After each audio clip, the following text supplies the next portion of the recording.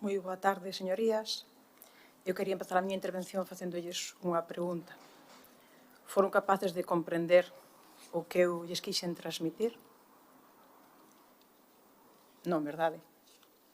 Pois esta é a mesma situación coa que se atopan o conxunto do persoal facultativo, sanitario, médico, na súa consulta, no centro de especialidades, no hospital, ou atravesando a porta de urxencias, e o que se atopa a comunidade xorda, xordo-cega ou con discapacidade auditiva, é dicir, a máis absoluta incomunicación nun momento en que é tan importante ter a quen transmitir e con quen compartir unha situación de debilidade, de vulnerabilidade, onde nos falla a saúde.